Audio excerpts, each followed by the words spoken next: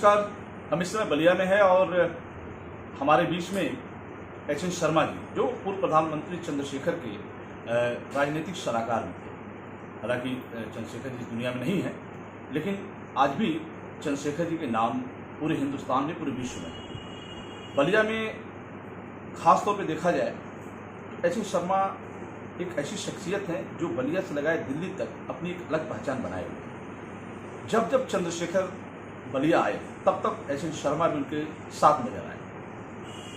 चाहे विकास की बात रही हो या देश के किसी मुद्दे पर, हमेशा चंद्रशेखर के साथ एच.एन. शर्मा को आप हमेशा देखते होंगे। आइए हम बात करते हैं एच.एन. शर्मा जी को कि खास तौर पे बलिया की राजनीति में क्या बेहतर होना चाहिए और बलिया में क्या कमी रह गई जो अभी तक पूरी नहीं हो पाई। आइए हम बात करते हैं एच.एन. शर्मा जी से, जो आज हमारे बीच में है। खास तौर पे बलिया जनपद के अपने आवास विकास कॉलोनी अपने घर पर हैं। अभी दिल्ली से आप आज ही आए हैं। आइए हम बात करते हैं। जी शर्मा जी, बलिया में जैसे आप बलिया के रहने वाले हैं, बलिया में क्या कमी रह गई जो पूरा होना चाहिए? देखिए, देश की आज़ादी के इस समय अमृत उत्सव हम मना रहे हैं। बलिया ब्रिटिश राज्य में पहले पूरे हिंदुस्तान में पहला डिस्ट्रिक्ट है कि जो आज़ाद हो चुका था। हम 19 अगस्त 1942 में हम आज़ाद, बलिया आज़ाद हो चुका था। यह एक बहुत बड़ी बात है। यहीं के मंगल पांडे, चित्तू पांडे जी और ठाकुर जगन्नाथ सिंह जी, हमारे पंडित राम रेखा शर्मा से लेकर के चंद्रशेखर, इस समय चंद्रशेखर जी के लड़के नीरज जी, और यहाँ वीरेंद्र सिंह जी हैं। इसका सब लोगों को ध्यान देना चाहिए।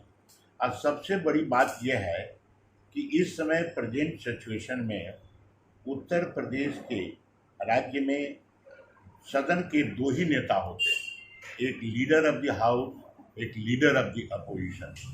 बलिया का ही आदमी, चंद्रशेखर का बहुत नज़दीक राम गोविंद चौधरी इस समय लीडर ऑफ द अपोजिशन है। और अमृत 75वीं वर्षगांठ हम देश की आज़ादी की मना रहे हैं। इन सभी लोगों को मिलकर के यहाँ का एक बहुत बड़ा स्टेट बनाना चाहिए। बलिया के ही कल्चरल सेक्रेटरी भी बलिया के ही हैं। नीति आयोग के जो सीईओ हैं वो भी श्री अमिताभ कांत जी हैं, वो भी बलिया के हैं। सभी को मिलकर अमिताभ जी की नीति में क्या बलिया नहीं है जैसा आपको महसूस होता है? नहीं है, वो उनका घर पुरास में है। और ये इनके ग्रैंडफादर जो थे वो कालिका प्रसाद जी, चित्तू पांडे का, ठाकुर जगन्नाथ सिंह का, शहीद राम रेखा शर्मा का, महानंद मिश्रा का, इस सभी का उन्होंने मुकदमा लड़ा था और उस समय के सबसे बड़े वकील थे। एक बात और बता देता हूँ कि बलिया शहर के आज़ादी के बाद पहला डिस्ट्रिक्ट मजिस्ट्रेट जो बलिया का था वो अमिताभ कांत के नाना ही थे। क्या नाम था? नाम भूल रहा हूँ, लेकिन थे, महामारी बता देगा। दूसरी बात ये है जिसे बात आती है खास तौर पे, आप जय निगम साहब की बात तो नहीं कर रहे हैं? हाँ, नहीं, निगम नहीं, वो उनके पहले थे। अच्छा, अब जिसकी बात कर, आप भी चंद्रशेखर जी जब देश के प्रधानमंत्री थे, बलिया के सांसद थे, तो आप भी बहुत करीब थे। तो जैसा बात आती है बलिया की राजनीतिक गलियारों से, लोगों से, बीच से जो बात ये आती है कि कहीं ना कहीं उनसे भी चुप रह गए बलिया में। बलिया क्यों पीछे रह गया विकास के मामले में, ये भी एक सोचनीय विषय रहा। क्योंकि इस बलिया ने देश के प्रधानमंत्री भी दिया और देश के IAS, PCS इंजीनियर तमाम अधिकारियों को दिए, बड़े से बड़े नेताओं को दिया। इसके बाद भी यही बलिया की बात आती है। जयप्रकाश नारायण की बात आती है। लोकनायक जयप्रकाश नारायण जी भी इसी बलिया से रहे, चंद्रशेखर भी इसी बलिया से रहे, तमाम आपने नेताओं की बात की वो भी बलिया से रहे। नीति आयोग के जो आप बताए अमिताभ जी को, वो भी मोदी जी के बहुत करीबी हैं, वो भी यही बलिया के।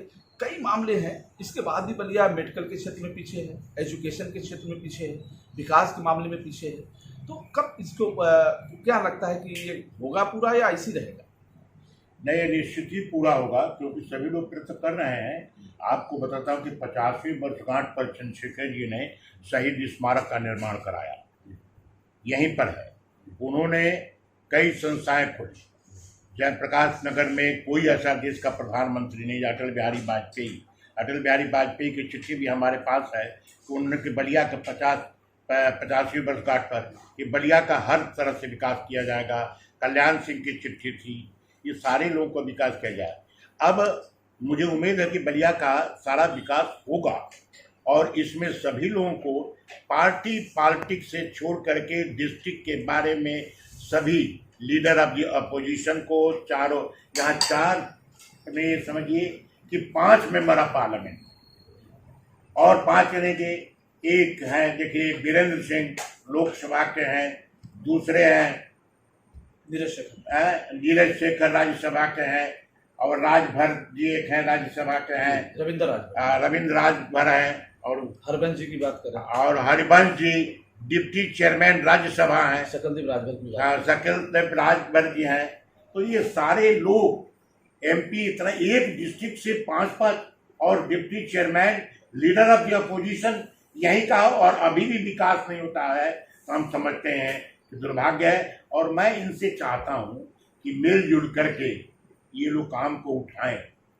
अभी हमने देखिए बता रहा हूं कि हम कोशिश कर रहे हैं कि चंद्रशेखर जी के गांव में जो हॉस्पिटल है रचना चक्र में, उसमें चंद्रशेखर जी के परिवार के लोग, जैसे कि नीरज शेखर ने भी ये चाहते हैं कि वो हॉस्पिटल सरकार चलाए, उसी तरह से और उनके परिवार के सभी लोग भी चाहते हैं कि सब लोग चलाएं। रविशंकर जी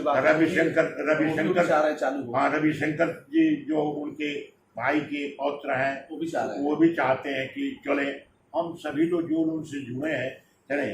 वीरेंद्र सिंह जी तो, और वीरेंद्र सिंह ने आप प्रधानमंत्री से भी आग्रह किया, योगी जी से भी आग्रह किया और हमारे साथ मिल करके वो योगी जी से मिले भी और कहे कि ये होना चाहिए। मुझे उम्मीद है कोई जल्दी। सवाल ये है कि आखिर जिस सोच के तहत चंद्रशेखर के गांव में जो हॉस्पिटल बना उस वक्त, वो हॉस्पिटल काफ़ी विशाल है, तो अगर उस हॉस्पिटल बनता है तो उस बलिया के अलावा और भी जनपद उससे लाभ ले सकते हैं कि नहीं?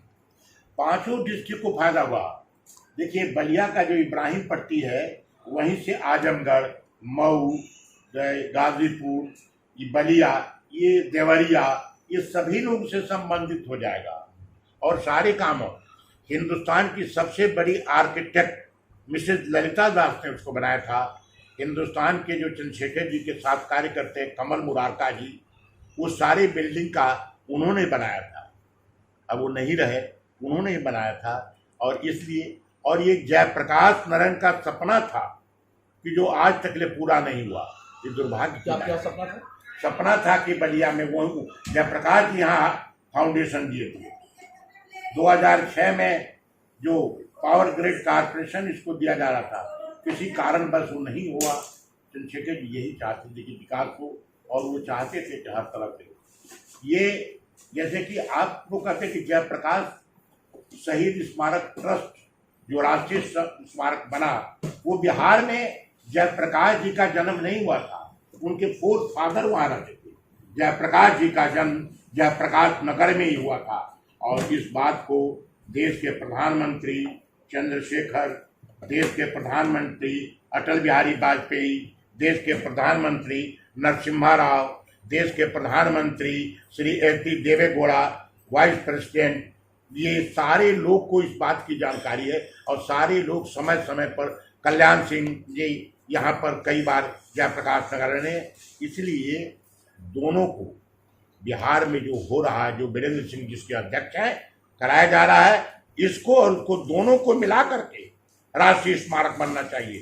चंद्रशेखर जी ने ये अपनी चिट्ठी में लिखा था अटल जी को, और अटल जी की चिट्ठी आई थी, उसमें उन्होंने आग्रह किया है कि ये राष्ट्रीय स्मारक बनेगा, तभी ये जयप्रकाश राष्ट्रीय स्मारक बनना चाहिए। जिस तरह से कि गांधी जी का स्मारक है, जवाहरलाल नेहरू का स्मारक है, अभी अटल विकास चल रहा है उसका है, उसी तरह से ये बनना चाहिए।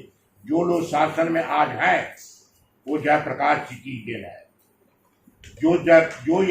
जो भी हिंदुस्तान में अधिकतर जो राज्य हैं वो कांग्रेस से छुटकारा जयप्रकाश ने भी दिया। मैं एक अंतिम सवाल पे आता हूँ, चूंकि मामला विकास से संबंधित है, बलिया से, कि आपको आप चूंकि चंद्रशेखर के साथ रहे हैं, काफ़ी दिनों तक रहे, क्या आप बता सकते हैं कि चंद्रशेखर जी का कौन सा ऐसा सपना था बलिया के लिए, वो क्या पूरा हो गया या आज भी अधूरा है?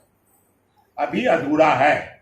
चंद्रशेखर जी चाहते थे कि बसंत जो है शहीद स्मारक ट्रस्ट है उसमें एक गैलरी बने, जिसमें कि याददाश्त में म्यूजियम, जो यहाँ पर के जितने 84 शहीद हुए हैं उनका विकास, वहाँ ओल्ड एज होम बने, हरिजनों के लिए ये बने, और उसी तरह से विकलांग सेंटर के लिए उन्होंने अपना योजना बनाई थी और बनाए भी थे।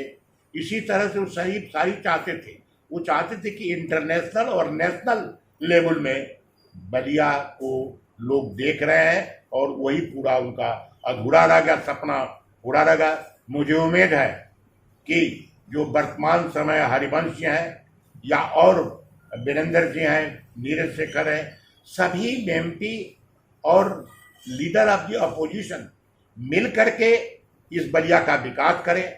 और मैं एक बात को मैं बता देना चाहता हूँ कि इस समय के जो मुख्यमंत्री हैं बलिया के विकास के लिए वो तत्पर है। मैं उनसे इन्हीं दिनों कुछ दिन पहले वार्तालाप किया था, उन्होंने कहा कि बलिया का विकास होना चाहिए। वो चंद्रशेखर जी के बड़े निकट मित्रों में से थे, इसलिए हमें उम्मीद है कि अब सभी लोग मिल करके पॉलिटिक्स चुनाव के समय करते रहिए, लेकिन सब मिल करके बलिया का विकास करें, और मैं हमेशा उसके लिए मदद करता रहूँगा। हम यही चाहते हैं कि बलिया का विकास हो। जी बहुत बहुत धन्यवाद। हमारे बीच में एच.एस. शर्मा जी मौजूद हैं, और जैसा आपने बताया कि इनकी हार्दिक इच्छा है कि बलिया विकास की पथ पर हो।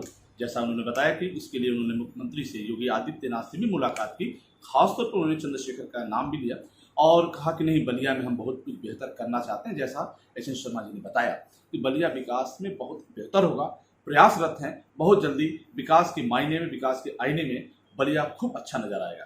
अब तक की खबरों में बस इतना ही। देखते रहिए बलिया आजकल। नमस्कार।